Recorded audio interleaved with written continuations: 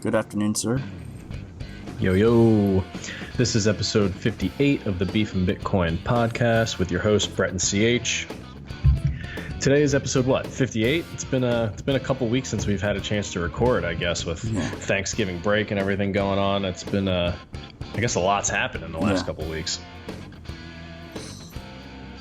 No, there's been a lot to cover. There's definitely quite a few things that changed, and we're going to try to pack in as much as possible here soon just to kind of recap on what has happened in the last few weeks. Obviously, the Fed is still pumping in a sense, I believe.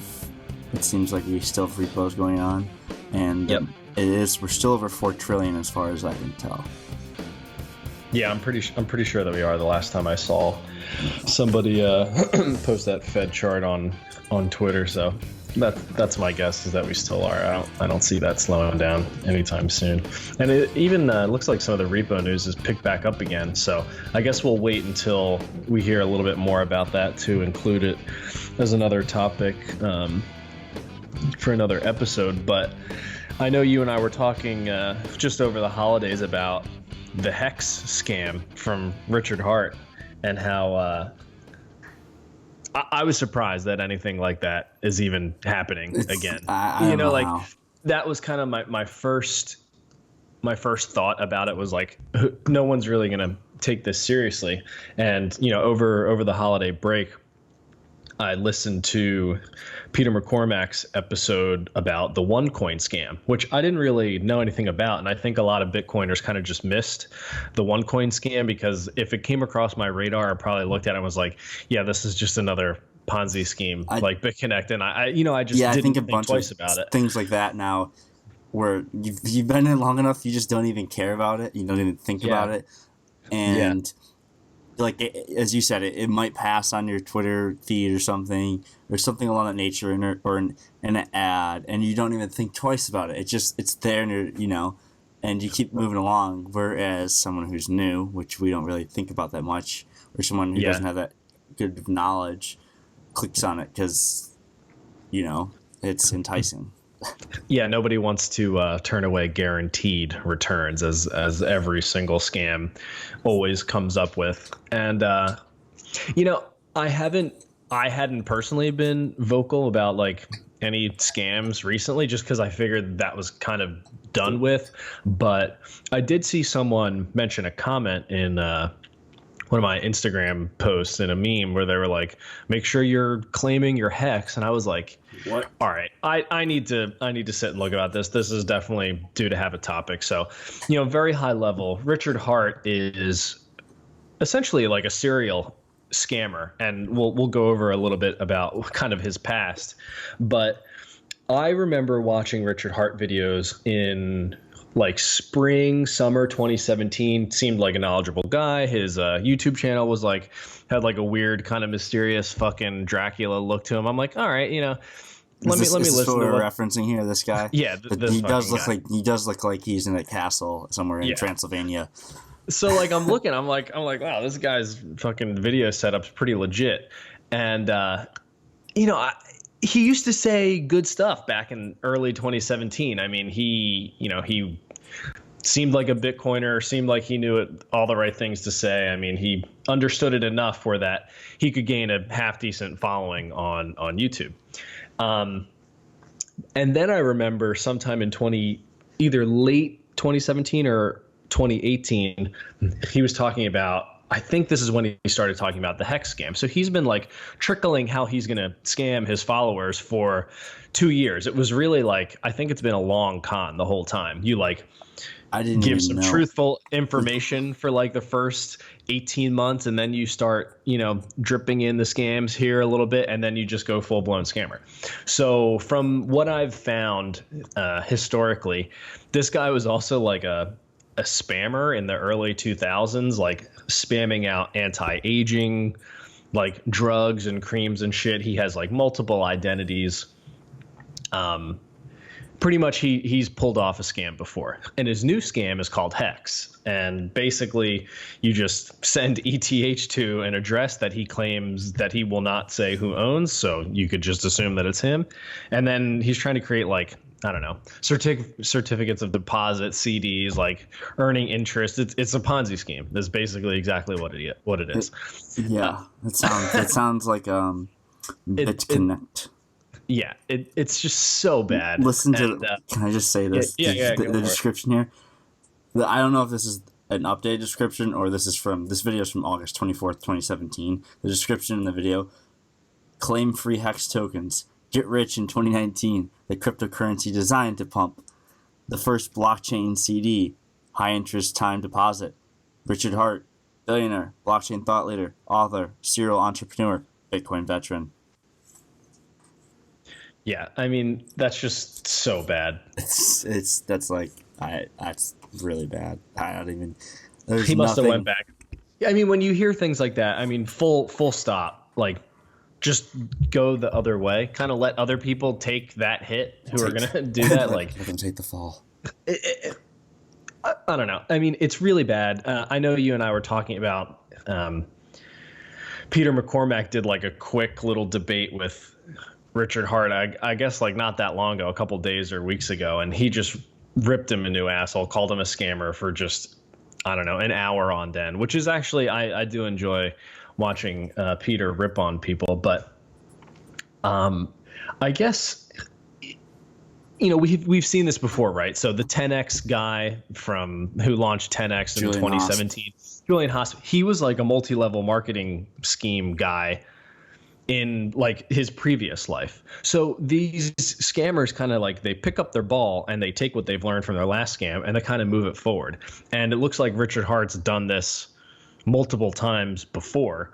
And you know, when you find your way into the Bitcoin cryptocurrency space, like it's just ripe with the ability to scam the shit out of people because people still don't know any better. Like you can really take people for a ride, which kind of sucks. But I guess, you know, when I think about this, do you think it's worthwhile to make sure, if you know a thing or two, like should you be speaking up about this and calling it out, or making sure you can tell your followers or educate them not to do this, or is it better to let people just get wrecked? I think, you know, being open about it and saying what it really is a good way to go about it. You have to say what it is. If people are commenting it, you should probably be like, "Yo, this is a scam." Like in your instance, I thankfully haven't seen a single message about it, but I don't have the near as many followers or people in crypto as you, so that's probably why I don't see it. Yeah, this one, I like think about that old Nassim Taleb quote where he's like, "If you see fraud and don't say fraud, you are a fraud." So and like ever since I've heard that quote or read it in one of his books, I'm like, yeah, like if you know something's fucked up, you should really speak up about it. So and I really feel bad that I missed one coin, or else I would have like put it on my story or made a meme about it or something, just to make sure that people kind of get the picture. I didn't do that with HEX, and I feel like I missed it. And apparently he's already gotten like $4 million worth of ETH sent to that address, which is interesting because on one hand, you could assume, all right, he already scammed people out of $4 million worth of ETH. And then on the other hand, I don't wonder how much of that ETH he already controlled, or maybe he borrowed and kind of sent to himself to demonstrate value for other people to then send money in, right? He can be like, oh, we've already raised $2 million worth of ETH that he put in there himself. Like don't miss out on getting your free whatever token. And so like, you know, like how you see the fucking tip jars at the bar, and the bar puts in tips beforehand so people think that they tipped and then they tip. Exactly. So like I didn't think of that as a strategy, maybe because I'm not the smartest person in the world, that's a very good strategy. Sense. Oh, there's already $2 million in here, and then you get another free $2 million. Or even like if you think there was a couple 100,000, he probably maybe could have put like a couple 100,000 worth of ETH in there at most, maybe even less. And it's just because it's kind of like a snowball effect. You know what I mean? Exactly. So if it could have been very minimal. It could have been only a couple $1,000s to get that snowball rolling. But maybe exactly. Yeah. I don't know. It was just a new way of thinking about it that didn't cross my mind, and it's something I'm gonna kind of keep in the back of my mind for when these other scams happen again. Started this video. Play this video for a little bit. This is Peter McCormack what I built is better Richard than Hart. Bitcoin. Seriously. No, the only video I remember about what I built. I'm gonna replay the start there because Richard Hart says what I built is better than Bitcoin. I'm just gonna replay it so everyone can hear it. Oh my god. What I built is better than Bitcoin. Seriously. No, the only video I remember about you trading was the one where you were crying because you were like, "Fucking lost all my money. It goes up." I literally the $4 million in ETH that's gone. Yes. Where does that go? Where does that go? Well, right now it just went to one address and sat there, and it's never moved. Yeah. Okay, So whoever right has now, the keys to that, if anyone has the keys to it, could spend it however they like. So who has the keys to that address? Why would I tell you that? Well, it's you. Of course, it's fucking you. No, it is reasonable. You're a scammer. You are a fucking scammer. Where's You're the breaking the word. If you knew where the ETH went, you might expect profit from it. Everyone is not going to win. Everyone is not going to win. A lot of people are going to lose. That's how every speculative instrument works in the history of mankind. Human beings think things are worth a lot, and then they think they're worth a little. You have the keys. If I did, how exactly would that be bad? Do tell me. No, it just confirms your scam. The only thing I'm amazed about, and the thing I give you a bit of credit for, that is if you found enough morons to put 4 million into this, and God knows how much more, like pump and dump bullshit that I thought were. The only thing I'm amazed about, and the thing I give you a bit of credit for, that is if you found enough morons to put 4 million into this, and God knows how much more, like you found that many morons who believe your fault. I didn't like this before it launched. I am amazed you've got 4 million into it so far. Yeah, it's pretty incredible to say the least that he was able to get $4 million. Whether part of it's his or not, it's just something quite impressive. Yeah, I mean, I thought we were past that time, but you just... So did I, and that's like one of the... This hasn't happened in so long. And, you know, I struggle with these kind of things because I think there's two different ways to look at it. One is bringing it up draws attention to it, and you shouldn't do that kind of stuff anyway, which is why I think, at least on this podcast, we tried to only talk about certain things that might be relevant regarding either scams or other things going on in the space in general outside of Bitcoin. But then on the other hand, I think it is worth it to talk about because there's still a group of listeners who still might not know any better, or listeners who have a whole group of friends who are newer to the space, right? Not experienced. You're like the Bitcoin guy in your group of friends, and they're coming to you and say, "Hey, what's HEX? I heard if I put my Bitcoin in here, I send my ETH over there, like I'm gonna get these free tokens. Like, did you do this? Well, how can you help me do this?" And I remember getting those messages, and so I'm assuming that continues when new people come into the space because there's still not that like one-stop shop where every new person goes to kind of figure out what's going on. People are still going to Coinbase as their first setup on the exchange and getting like fucked. Yeah. They're seeing like learn about Tezos and how to do blah blah blah or whatever. Tezos bags, please.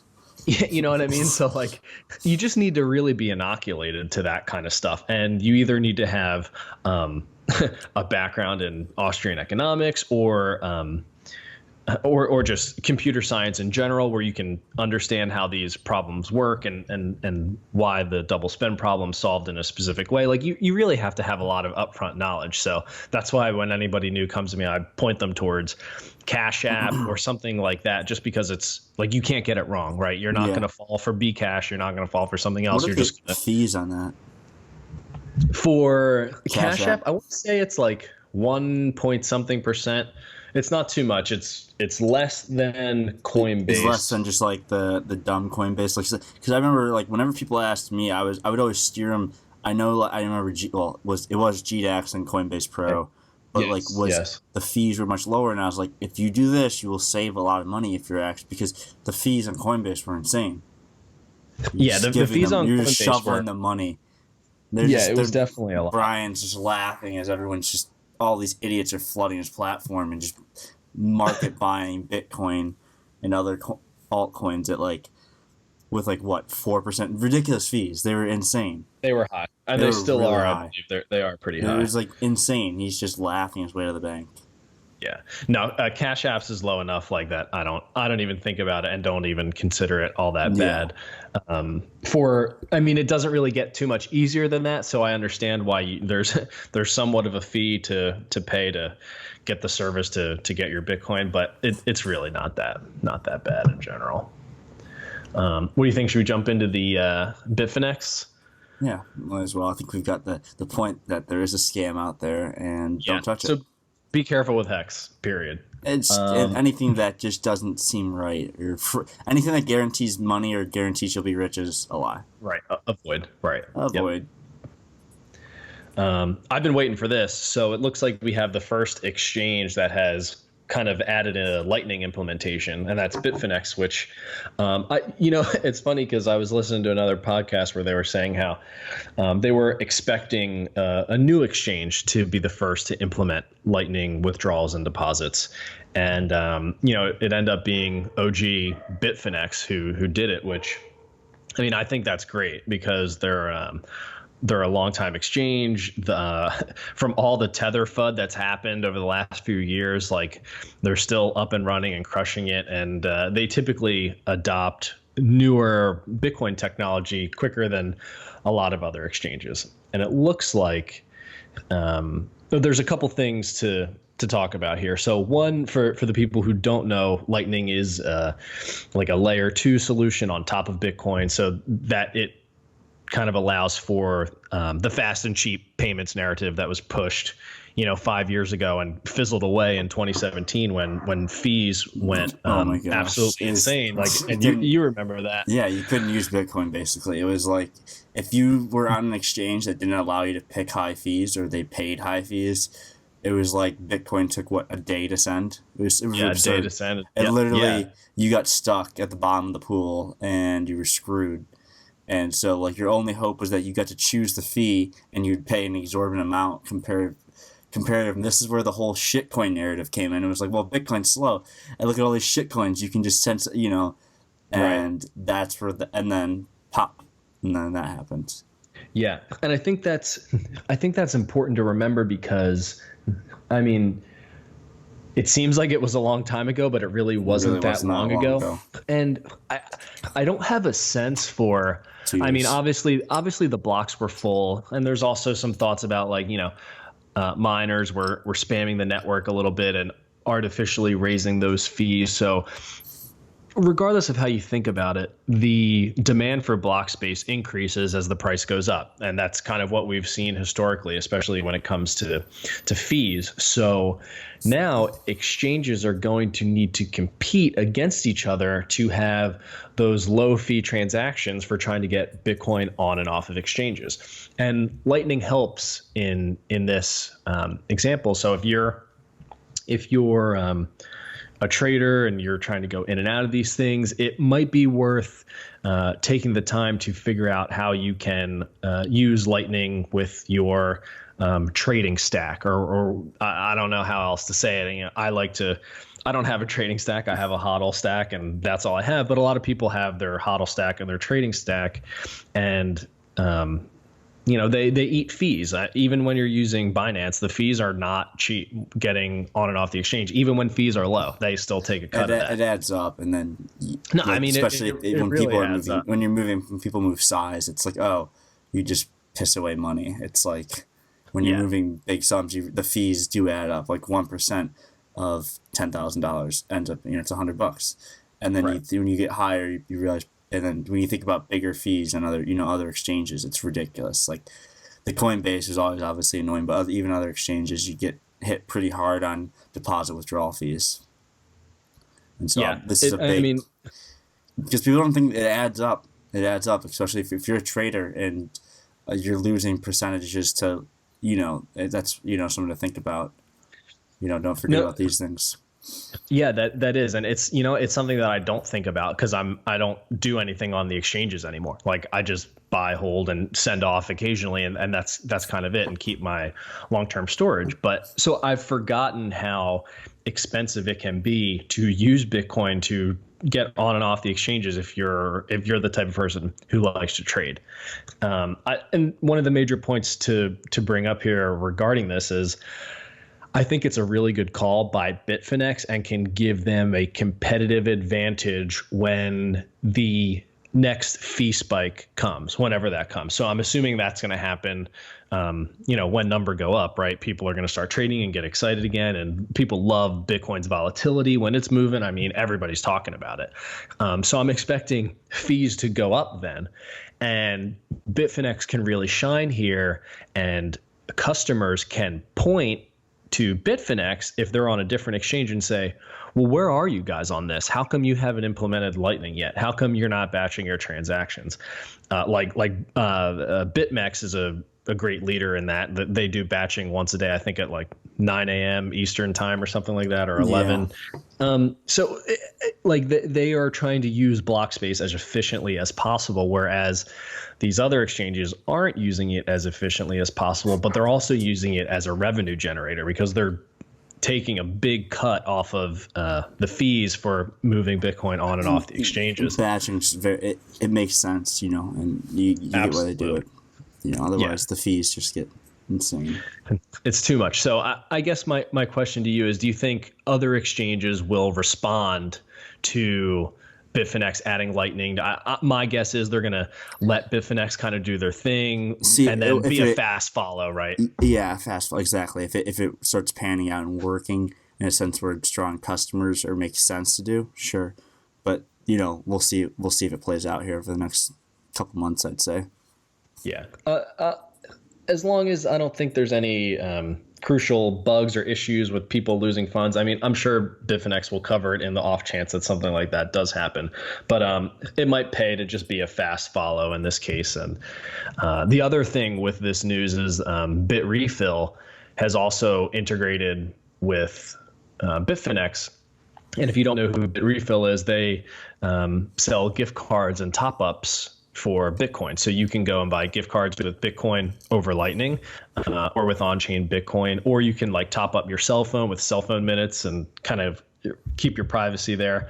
And Bitrefil has done a lot of work regarding Lightning and building Lightning services like channel liquidity and stuff like that. So they're the ones who are kind of powering the back end for Bitfinex. And they also took the time to launch like a collab store with Bitfinex. So now when you're on Bitfinex, if you are taking advantage of Lightning deposits and withdrawals, you can now spend Lightning, Bitcoin via the Lightning network over Bitfinex and buy their gift cards and whatever. So I think it's a big win for Bitrefil, obviously. I also think it's a good idea to have exchanges become, I don't know, like shops in a sense, because it's hard enough to get people to spend Bitcoin. And when you're on the exchange, that's the one time where you have access to your Bitcoin and you can actually do stuff with it. So what do you think any other exchanges will try to, implement like marketplaces or shops like the Bitfinex and Bitrefil collab? I think it's just, again, is there going to be demand for it? If it's being used and they're making money on the other exchanges, as you said, fast fall. If there's no demand for it, then is it gonna be one of those things where it becomes worthless again, or it's an empty digital store per se? Yeah, I think you're absolutely right. Bitrefil has its own customer base, and what I like about them is they're kind of doing their best to create this circular economy where you can, if you're earning Bitcoin, you can take that Bitcoin, spend it on Bitrefil to buy things from places that don't accept Bitcoin yet, right? So you get your gift card and you go. So it's good for people who have some sort of income stream via Bitcoin. I'm sure it can't be that many people, but it's enough that the business is up and running and still profitable. The other thing that I thought was interesting was the B2B settlement process, and John Carvalho from Bitrefil kind of talks about that. So when Bitfinex is selling a Bitrefil gift card, the settlement becomes instant. In other words, Lightning gets paid, it's settled, gift card goes through, and that's it. There's no reconciliation that has to happen on a monthly basis. It's not like Bitrefil is crediting Bitfinex for the sale of that gift card. I know that might not sound like it's anything big, but for anybody who has worked in any business or anything where there's credit used when you're selling your products and services, that's kind of like a big deal. Yeah, and speaking of exchanges, should we jump into this Digitbyte whole debacle? Yeah, this is a great one. Shit talking that went kind of backwards. So for those that don't know, Digitbyte's I guess what's the way to put it? A decentralized altcoin or shitcoin, whatever you want to put it. I forget what Digitbyte's a fork of, or I can't really remember. Is it a fork of Litecoin or Bitcoin?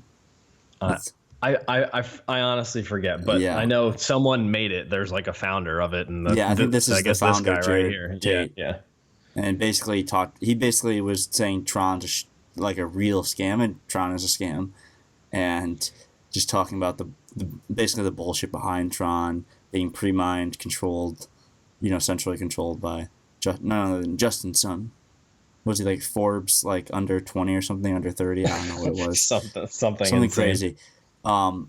Anyways, even Litecoin creator Charlie Lee blast Tron's copy and paste white paper. That was the best. Their white paper was basically copy and pasted from 3 different other white papers. It was just 100% copy and paste. Very little change. It was a joke.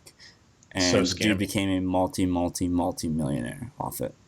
But anyways, after this little 8-part thread here on Twitter, I am royally pissed.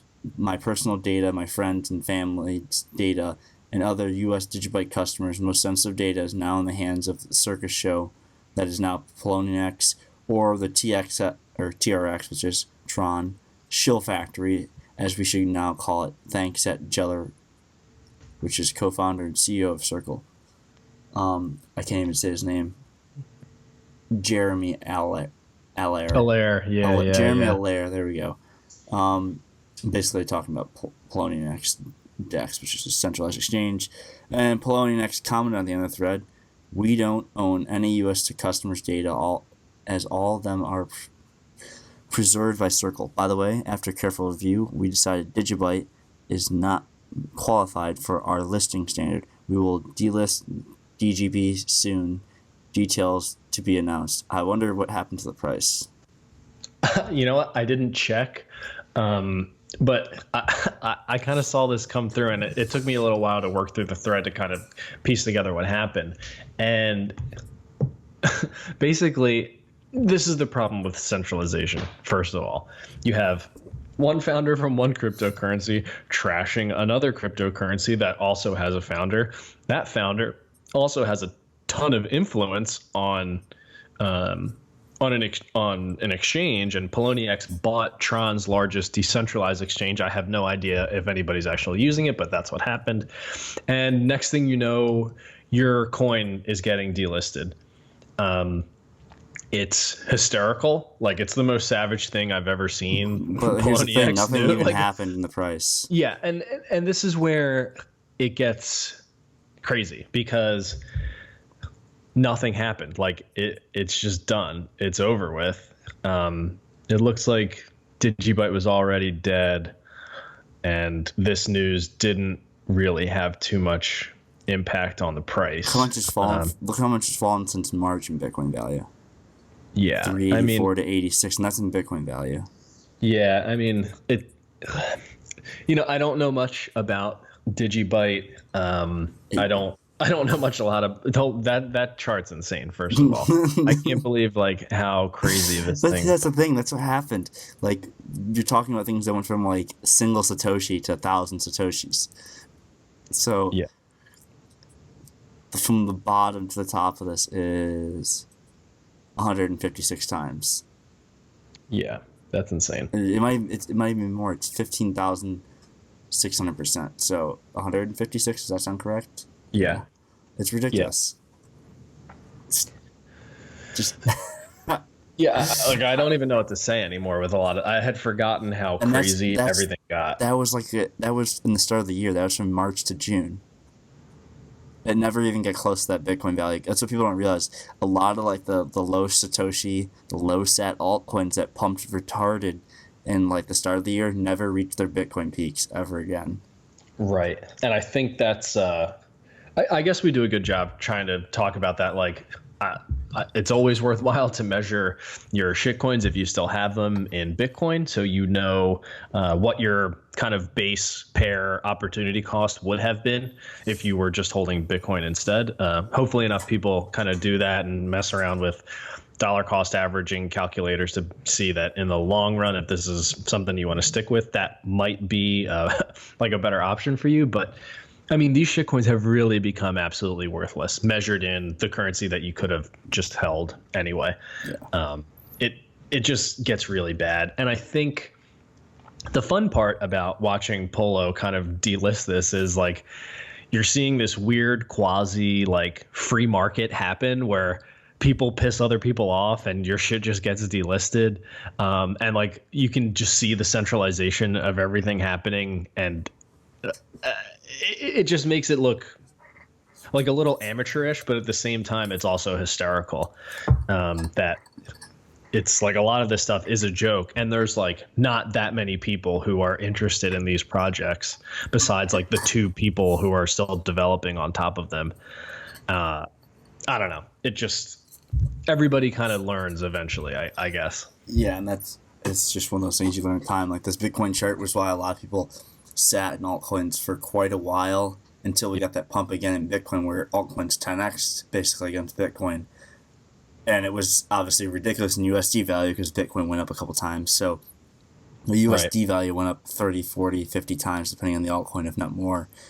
But a lot of the altcoins that had been around had already reached their peak Bitcoin value long before that. Right. No, it is something to keep in mind. And at the time, I wasn't measuring anything in Satoshi, so like I was only looking at the USD pairs of any shitcoin. So like I really just didn't know any better. So I do try to make sure I tell people that, because I wish someone would have told me that a long time ago. The earlier you figure that out, the easier it becomes. Yeah. Is a good way to wrap it up here? Yeah, definitely. So, this was episode 58 of the Beef and Bitcoin podcast. Make sure to like and subscribe on Apple Podcasts. Follow us on Spotify. Subscribe on YouTube. Leave us a comment. Send us a DM. Let us know what you want us to talk about so we can prep up the next couple of episodes. Hope everybody had a good holiday, Thanksgiving, if you're in the USA. I guess we have the now more winter holidays coming up in the next couple of weeks, so we'll try to bang out a few more episodes so we can drop those, as we're both going to be doing a little bit of traveling for the Christmas days. So we will make sure to drop these episodes and keep you guys consuming Bitcoin content. Yeah, man. Well, thank you for listening. Right. Peace.